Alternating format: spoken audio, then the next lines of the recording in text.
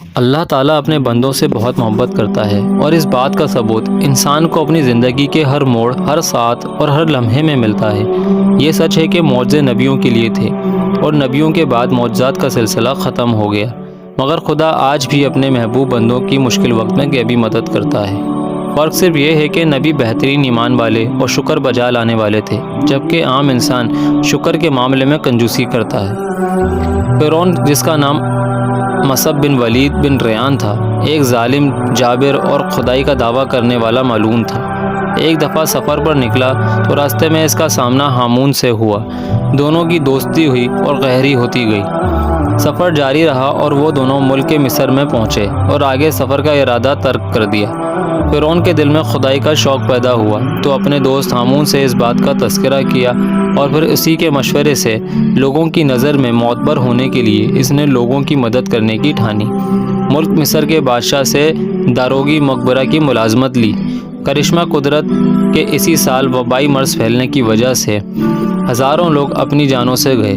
ظالم فرعون نے ہر لاش کے بدلے 1 دینار سونے کا لینا شروع کر دیا، اور اسی طرح اس نے بہت پیسے جمع کیے۔ بادشاہ مصر نے اس پیسے کے عوض اسے پورے شہر کی داروغی دے دی۔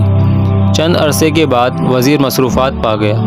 بادشاہ فرعون کے کام سے بہت خوش تھا، اس لیے اس نے مصر کی وزارت فرعون کے حوالے کر دی۔ لوگوں کے دل میں جگہ بنانے کے لیے فرعون نے مصر کے تمام لوگوں کا 1 سال کا جزیہ اپنے پیسوں سے ادا کیا۔ مزید یہ کہ اگلے 2 سالوں کا جزیہ بھی معاف کرا دیا۔ لوگ فرعون کو پسند کرنے لگے تھے، اس کی عزت بڑھنے لگی، لوگوں کی زبانوں سے اس کے لیے دعائیں نکلنے لگیں۔ کچھ عرصہ ہی گزرا تھا کہ بادشاہ مصروفات پا گیا۔ 3 دن کے سوگ کے بعد سب کو نئے بادشاہ کی فکر ستانے لگی۔ تمام لوگ دربار میں اکٹھے ہوئے کیونکہ بادشاہ کی کوئی اولاد نہیں تھی۔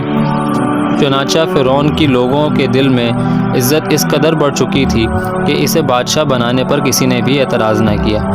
بادشاہت ملتے ہی فرعون کے تکبر کے شعلے آگ پکڑنے لگے تھے۔ خدائی کے ہوس اور لوگوں کے سروں کو اپنے قدموں میں جھکا دینے کی خواہش اتنی بڑی کہ مذہب یوسف و یعقوب کو لوگوں کے قلب سے نکالنے کے لیے فرعون نے ملک مصر میں درس و تدریس کے عمل کو نہ صرف رکوایا بلکہ اس کو جاری رکھنے والے کو واجب القطر قرار دیا۔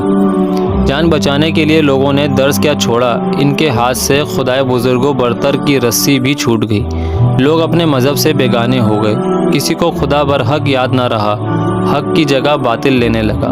مذہب یوسف و یعقوب کے ماننے والے کم ہونے لگے۔ فرعون نے بتوں کی پوجا کو عام قرار دے دیا۔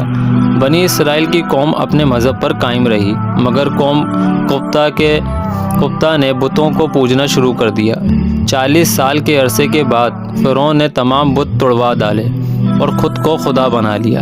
بنی اسرائیل نے فرعون کو خدا ماننے سے انکار کیا تو انہیں طرح طرح کی اذیتیں دی گئیں۔ جن کاموں کو برا سمجھا جاتا تھا وہ سبھی کام بنی اسرائیل کے لوگوں سے کروائے گئے، جبکہ دوسری جانب قوم قبطہ کو اعلیٰ مراد سے نوازا گیا۔ اللہ تعالیٰ نے بنی اسرائیل کو یہ خوشخبری سنا دی کہ انہی میں سے ایک ایسا شخص پیدا کیا جائے گا جو فرعون کے مظالم کے خلاف کھڑا ہوگا اور ملک مصر کو ظلم فرعون سے نجات دلائے گا۔ ادھر فرعون نے خواب دیکھا کہ 2 درخت عالم بالا میں اگے اور پھر سارا عالم ان کے زیر سایہ ہو گیا۔ صبح ملک مصر پر بیدار ہوئی تو فرعون نے سبھی حکیموں، دانشوروں اور جادوگروں کو بلایا اور ان سے اپنے خواب کی تعبیر پوچھی۔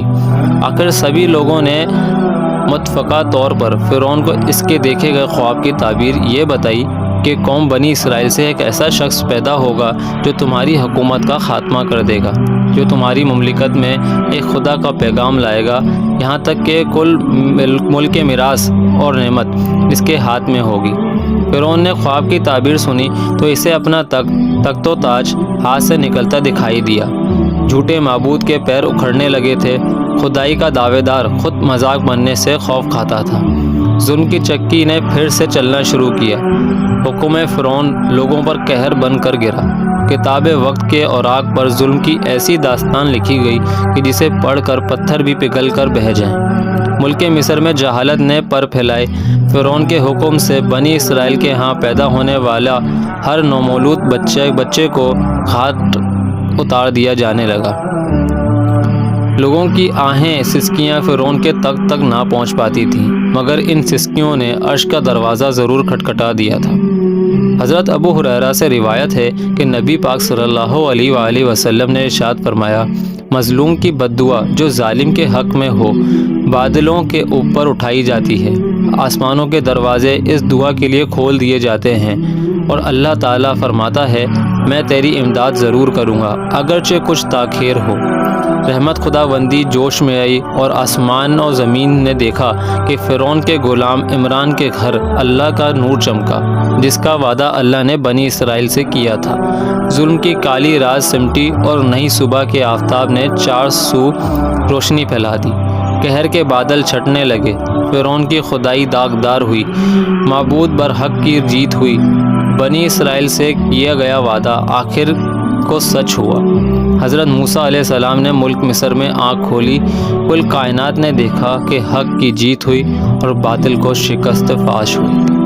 آپ کا بہت بہت شکریہ، امید ہے آپ کو ہماری ویڈیو بہت پسند آئی ہوگی، اور اس مزید ویڈیو دیکھنے کے لیے ہمارے چینل کو لائک اور سبسکرائب ضرور کیجیے۔ اللہ حافظ۔